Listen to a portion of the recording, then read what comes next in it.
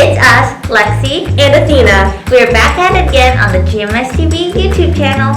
Today's video will be sponsored by Recology. We have these super cute toy bins to help us demonstrate. We've just started using the new recycle, compost, and liquid bins, and we're going to show you how to use them. In the recycling bin, you can put paper, non-flimsy plastics, clean paper napkins and towels, and cans.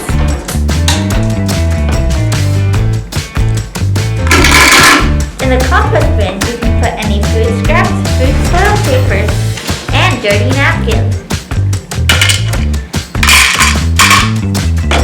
In the liquid bin, you can pour out any unfinished liquids such as water, milk, and juice before placing the container in another bin. And finally, in the trash bin, you put all your flimsy plastics, tin foil, food soiled plastics, and everything else, mostly plastics.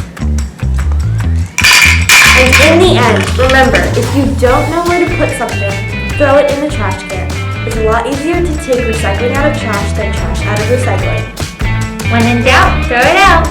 That's all for today. Thank you for watching. Don't forget to smash that like button and subscribe to our channel and turn on that notification bell so you can be notified whenever a new video is